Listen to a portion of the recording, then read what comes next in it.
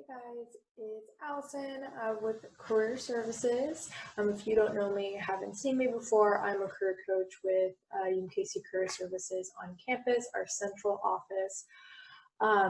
Today, we are going to talk about resume development.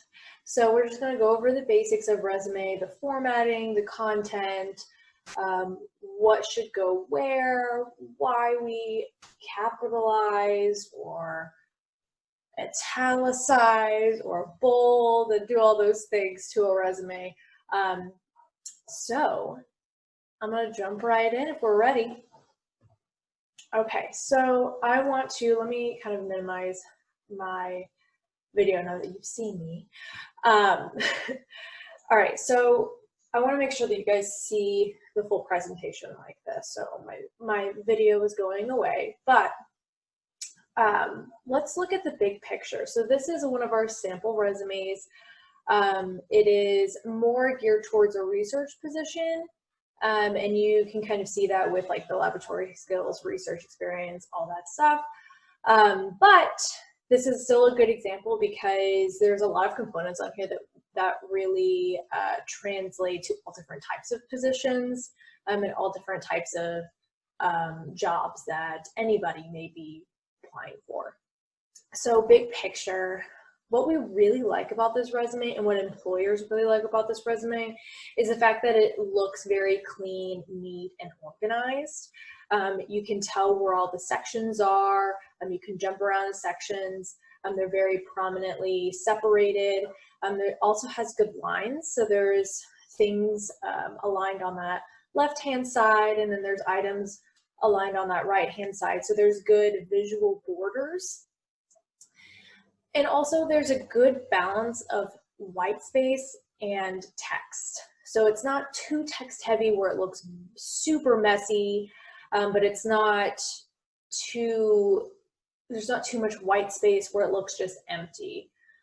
So there's a good balance between the two. And then there's also the fact that the name at the top and the heading is very prominent. The name should be the most prominent thing or item on your resume, and you can definitely tell that it is on this resume.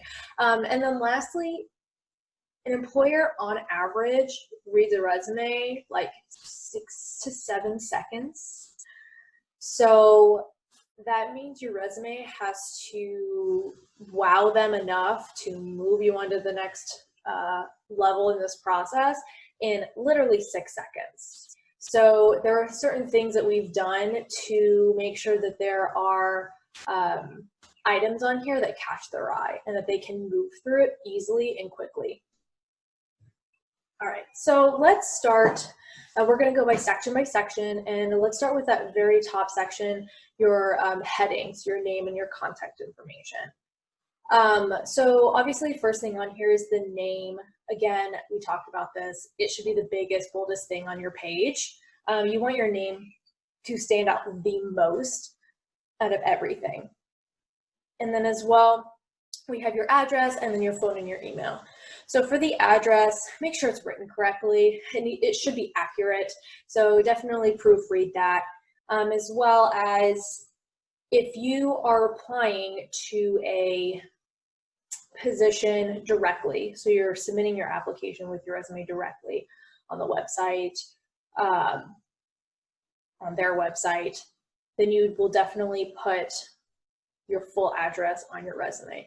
But if you're uploading your resume to LinkedIn or Handshake or Glassdoor or Indeed, any of those sites, any of those public sites, then you'll just use your city and state, and then you'll just cut off zip code and the street. So just city and state for those public sites. And then moving on to their phone and your email. You'll notice that I don't have it labeled as phone and email. So I don't have phone : and then your phone number, and then email : and then the email. Or I don't have cell : phone number, or home : phone number.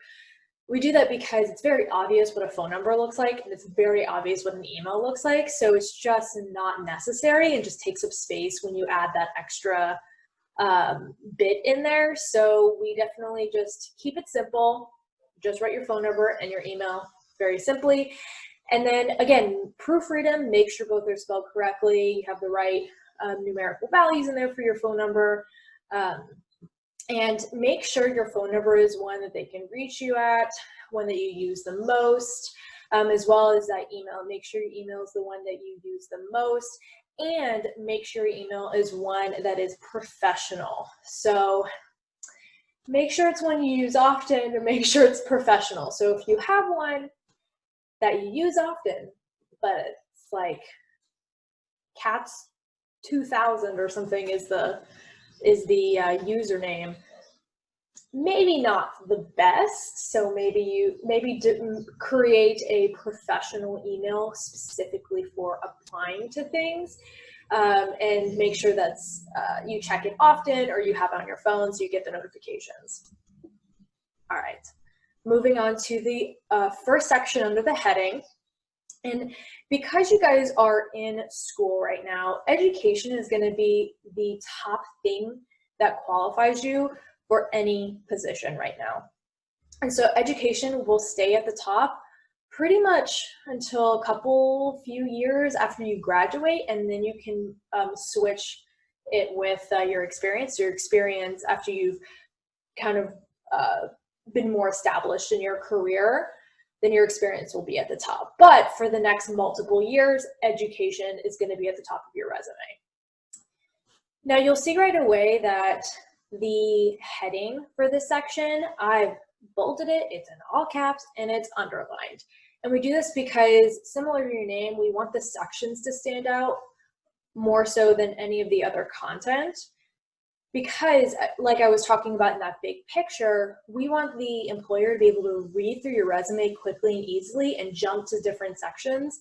And so making those sections really distinct and separated and make them really each one stand out is going to be key. So I personally like doing, going a little extra and doing the all caps and the bold and the underline. Pretty much everything you can do to make it stand out. And then next underneath that, we have the organization listed first. So your school is listed first, and we have it bolded. Again, we do this because, well, company first, because that's typically what employers will look at first, what they look for first. And so organization and company first, and you'll see that throughout the document. And we bold it because, again, we want that section, that piece to stand out over your degree or the position, and then over, the bullet points and things like that. So it's kind of, you're creating this varied format so that certain things stand out, and that'll be the same throughout the document so they can kind of jump around, like I said, a lot easier. And then we have underneath that, we have your degree, which is going to be, like I have it here, it should be italicized. This is sort of optional. You don't really have to do all of these formatty things where it's like bolding and italicizing certain things, but it really does help the employers be able to jump around and find what they need to know very quickly. And so that's why we highly suggest doing it.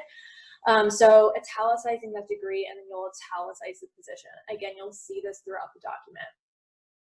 Now, make sure that the organization, so your school, University of Missouri, Kansas City, make sure it's spelled correctly and it's not abbreviated. So you're spelling it all out. You're not saying UMKC, you're saying University of Missouri, Kansas City, and make sure there is a hyphen in between Missouri and Kansas.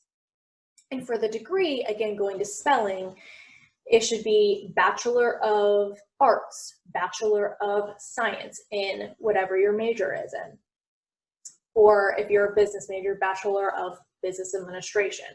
Make sure that it's spelled correctly, that is the spelling, and the way that it's worded that's what's going to be on your degree, and that's what it is on the website. So it's very easy to find that information and double check yourself. In this case, it's Bachelor of Science. Make sure that you are not putting an extra S at the end of bachelor. It's not bachelor's. There's no apostrophe S. There's just no S. It's just bachelor. And then if you have an emphasis or if you have a minor, you can comma, emphasis in blah, blah, blah, or comma, minor, and blah, blah, blah. If you have both, you can always come in and ask me what you think would be the best way to list those on your resume. It's a real quick question, and I'm happy to suggest something and send it back to you. But typically we try to do everything like your emphasis, your degree, your minor, all of that on the same line to save space. But that's not always the case because we have the date and the GPA on the right-hand side. So sometimes they'll run in too close together and you're gonna have to put maybe your minor on the next line under bachelor. And so like I said, if you are just questioning it, you can definitely make an appointment with me, shoot me an email, or if we're ever on campus again, you could just come by and ask someone at the front desk. Our full-time staff and our peer student workers are also very knowledgeable about these things. So, all right, so I talked about GPA and date. Let's kind of dig into that a little bit more. So GPA, it's gonna be it's gonna be like the three decimal points. I don't know how to say it. 3 numbers. So 3.96. If it's like a 3, you could do 3.50 if you want to, or you could just do 3.5 since it's just a 0 at the end. But you can do like the 3.96. If your GPA isn't great and what you're applying for, it doesn't have a minimum GPA requirement, just leave your GPA off. Not necessary. If your GPA is good, it can only really help you. So just, even if it doesn't have a minimum requirement, you can still put your GPA on your resume if it's good. Because like I said, it can only help you, it won't hurt you. And then also with the date, oh, and one more thing about the GPA before I move on to the date. Also with the GPA, know what you're applying for. So if you're applying to something with a minimum GPA, whether that be for a part-time, full-time position or a graduate school, something with school, or school, and there's a minimum GPA, make sure you hit that minimum GPA.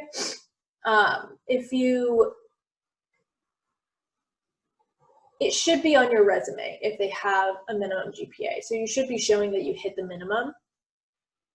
If you don't hit the minimum, for jobs like full-time positions, it's not that big of a deal, so you can keep it off. But sometimes for like student part-time positions, maybe on campus, or especially for graduate schools, you should be hitting that minimum GPA. And so if you don't hit the minimum GPA, then you will have to bring that up hopefully before you apply, or you can leave it off and maybe explain why you don't hit the minimum and they may be able to make an exception. Just something to think about for GPA when you're applying to things. And of course, like I said, you can always make an appointment, email us, visit us, and we can kind of talk about whether or not your GPA should be on your resume. Super quick questions we're happy to answer. Next, we have date. So date should be month and the year. You can write expected or expected graduation in front of the date. But let's be honest, it's actually really not necessary because the employer only wants to know when you're going to be graduating, and they can tell whether or not the date has already passed. So yeah, it's totally fine if you just put, you know, May 2024 or whatever on there, or May 2025, whenever you're graduating, and they know like that still hasn't come up yet and that's expected. All right, and last thing I'm going to talk about is that bullet point right under your degree where it says honors college. For summer bridge students, that's actually where you're going to put summer bridge on your resume. So instead of honors college, you'll have unless you're in the honors college, and then you can do 2 bullet points. But first, so instead of honors college, you'll put summer bridge, or summer bridge recipient, or summer bridge scholar, or whatever the official name is. I'm sure Megan can help you with that. But whatever the official name is, you'll put that down, put a colon, and then you'll give a sentence explaining somewhat briefly what you did within this program. And it's super simple. Simple as that. And if you need help kind of wording that as well, again, I'm totally happy to help you. You'll see this theme throughout the entire presentation. You can come talk to us anytime. Okay, so next piece, let's roll into the work-related experience. So I'm going to go back up to the big picture because I want to talk about something in terms of placement of work experience and research experience. So as you can see, their research experience under education is actually an internship. And so typically, right, you think internship should be under work experience because it's considered work. But when you have an internship experience or you have a research experience or you have certain experience that is extremely relevant to what you're applying for, probably the thing that is going to most qualify you for that position other than your education, then you're totally allowed to bring that out of whatever other section. So in this case, we brought that out of work experience, created its own section named research experience, and added that right at the top. So that is honestly the best thing to do, is to pull some of those experience out so it's at the top where the employer can see that first, and then it kind of trickles down to the lesser important items, but most important should be at the top. Something you'll also maybe notice, and I can come back to this slide. So something you'll notice is that the research experience, the bullet points, you see 4 here because it is the most important experience on their resume in regards to what they're applying for. So they have the most bullet points in that section. And then you'll go to work experience where each thing, each experience kind of trickles down in regards to the bullet points. So medical scribes still sort of relevant to the research that they're applying for. So they have, 3 bullet points there. And then for target, they only have 2, and then eventually they only have 1. And you'll notice that the sales associate for target and then guest experience for Adventureland, because those aren't nearly as relevant to the position that this person's applying for, they didn't list off like everything that they did. They were very intentional with the bullet points that they left on there.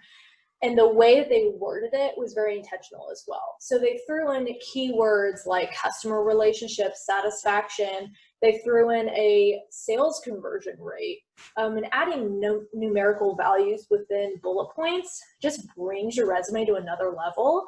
It kind of breaks up all the wordiness and allows the employer to really emphasize some things that you've done, some successes. And then also you'll see that they have like leadership and training. And so they were very specific on the bullet points. And eventually they pretty much only left off that they followed policy and procedure, which is a skill, a soft skill, and that everybody should know how to do for any organization. So they just reiterated that, yes, they know how to do that. And this is where they learned how to do it. So it's very important when you're creating your resume and creating those bullet points, be very intentional with your bullet points. Everything on your resume should be done purposely and should have a purpose. So if you have a bullet point under an experience and you're questioning whether or not that's really relevant, like the fact that maybe you cleaned bathrooms as a sales associate at Target, it's probably not super relevant to what you're going to be applying for, maybe. So in this case, not relevant at all for research experience. So you kind of have to think about that. Try to stick with the most relevant things to show that you can be successful in this position. And a way to do that too is to just grab things from the job description, keywords, phrases, and kind of mix them into your bullet points, make them really intentional. And the same thing, like what I was talking about, more bullet points should be added to the more important items on your resume. So think about that as well when you're creating these pieces. Oh, one thing before I move on.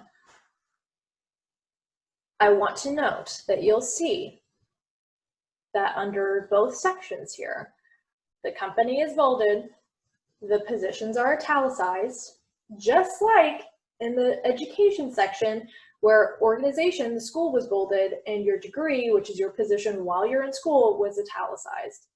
And then you'll see here the date's still on the right-hand side, and the date is on the same line as the position. And in education, wrong way. Okay, no, I'm going all over the place. And then in education, you'll see that the date was on the same line as your degree. And so you'll see that theme again throughout the document. Consistency is absolutely key for your resume. And so format consistency should be probably one of the main things that everything is very important, but that's one of the more important items of creating a resume is consistency in format.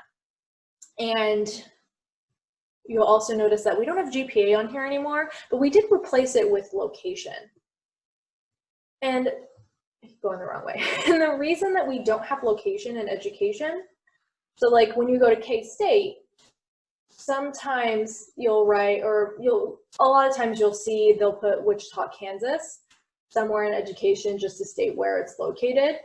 But for University of Missouri, Kansas City, we literally have the city and state already in the name. And so it's just very repetitive if you put University of Missouri, Kansas City, comma, Kansas City, Missouri. So we just leave it off and we just put GPA on that right-hand side. And then we can replace it once we're in the work experience, volunteer experience, all the other sections. We can replace the GPA with the locations of the organizations. And we're kind of lucky that way because I like to think K-State's resumes may be a little messier because they have to add location in their education. But that's just me. I'm a little biased. It's fine. All right. So next we'll have additional sections. And I just realized that my heading font isn't the same anymore. How sad. It's fine. Moving on, we have laboratory skills. So you'll notice, I keep going the wrong way. So you'll notice that on laboratory skills, if we're looking at the big picture, is under research experience. Because again, this is something that is going to be, it accompanies the research experience, and it's a piece that qualifies you more than some of the other work experience. So that's going to be listed third on your resume.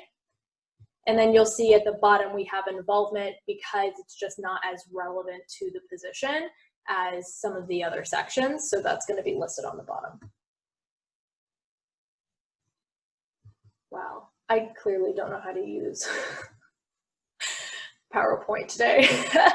Okay, so now let's dig into laboratory skills. You'll notice that the skills section on here is very specific. We literally named it, we specified laboratory skills, and then we only gave them the technical skills, those hard skills for laboratory.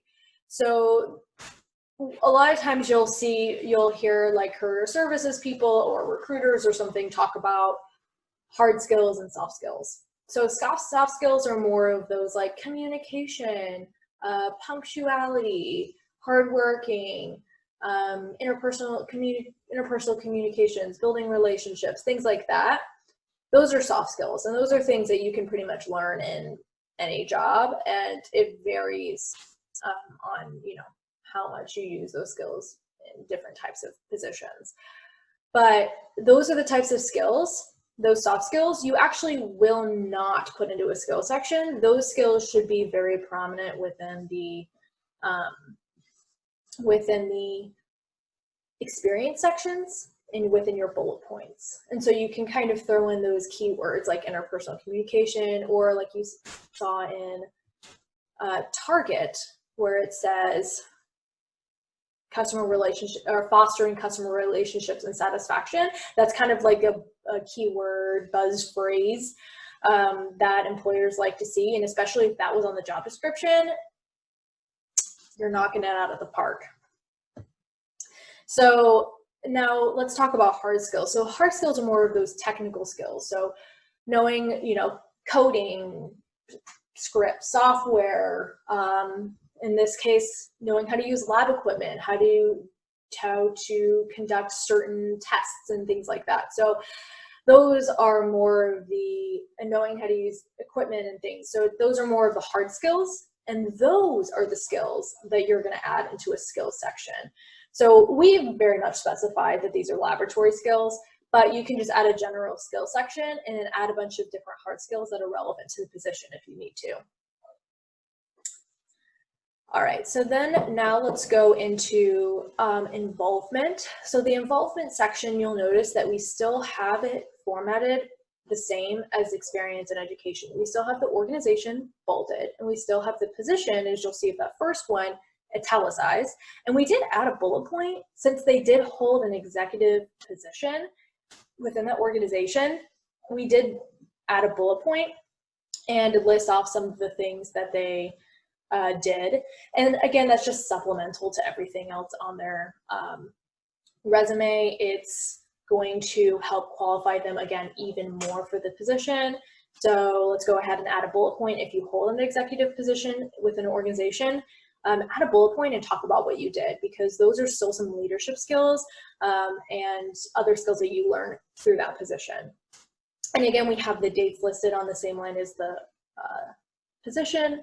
And then with Union Programming Board, we didn't have a position for this because they didn't hold an exec position. So we just kept that off and just put Union Programming Board, didn't add a bullet point because they didn't really do too much as a member when they didn't hold an exec position. So we just kept it really simple and then had that date on the same line as Union Programming Board. So it's a little bit different with that one, but it's just a little bit more simpler. And then lastly, we have unique. So thinking about what makes you uniquely qualified for this position. So it could be shadowing experiences, could be informational interviews, it could be volunteer experience, it could be internships. Really think about some of the things that you've done that is relevant to the position, or some things that you've learned, and try to incorporate those into your resume. And again, sticking with the theme, if you have questions about something and you're not sure if you should add it on your resume or how to add it on your resume, come talk to us. We're more than happy to help you with some of those pieces and get it all pieced together, should I say, to create a really strong resume for you and a unique resume for you. All right, so let's talk about some things to absolutely avoid on your resume. So first thing, or two things, Social Security and UMKC student ID. Those are two things that should not be on your resume. Definitely your Social Security number should not be on your resume at all. That is something that you will add in job applications. I haven't submitted a job application in a bit, but I'm pretty sure they still have those as a field when you're submitting job applications. So if that's the case, that's okay to add it on the application, but don't put it on your resume. And then same thing as UMKC student ID. They definitely don't need to know your UMKC student ID. Not necessary. They don't care, and you're giving them personal information that they should not be allowed to have. And then also we have picture, headshot, relationship status, children. So all three of those things, when stated on your resume, can create bias on the end of the employer. So, and that could be unconscious bias or it could be conscious bias, you never know. So it's just better to keep those things off of there. They literally cannot ask you, because it's illegal, they cannot ask you about family, relationship status, children. They can't ask you about your age, race, gender, things like that. So to add your picture, to add your relationship status, to add the amount of children or family members you have, that again, you're just giving them, I'm going to say ammo. I don't want to say ammo, but you're giving them information that they shouldn't legally have. And especially with the picture, you're immediately creating some sort of bias when they see your photo or when they see your relationship status or how many children you have, or if you have children. So just best to keep it off. And then last three things are just kind of funny, but they literally happened more than one time, by the way. This wasn't just one person, but There is, sometimes we see spirit animals, celebrity heroes, and pizza eating competitions noted on someone's resume as like fun facts. Just keep the fun facts off of your resume. Make sure it stays professional, no personal information that includes random fun facts that are super not necessary at all to applying to this position. So keep all of those things off of there. Just stick with the professional information. That's it, guys. Just stick with the professional information. All right, so last thing I'm going to talk about, final touches, making sure that your resume is perfect. Don't be the only person to read your resume. Please just send it to someone else, someone that you trust to give you honest but loving feedback. If you do want to send it to someone that's going to be honest and somewhat harsh with you, I mean, that's your prerogative. You can do whatever you want. But usually I like to send it to people that'll be nice to me, but still will be honest to me. And so that's usually a career center, or maybe a parent or a friend that maybe knows what they're doing. But let's be honest, your career center is probably the best person to take a look at your resume. So I'm just going to leave that there, and you can do what you want. You should probably just send it to your career center. You're going to miss, even though you read your resume over and over and over again, you're going to miss things. Even if you think you didn't, you probably did. So it's always good to just send it to someone. I look at my resume every so often, and I think it looks perfect before I upload it on LinkedIn. And then literally 2 weeks ago, I found some errors, and I was like, how did I not see that before I uploaded it onto LinkedIn? But you know, we just don't. So Career Center, guys. Career Center. All right, next. So update it regularly before every position you apply for. Anything you have to submit your resume to, update it before you submit it, and make sure it is tailored to that position. Also, if you haven't really applied to anything in a while, you haven't really submitted your resume in a while, make sure you upload it every semester at least, or make sure you update it every semester at least.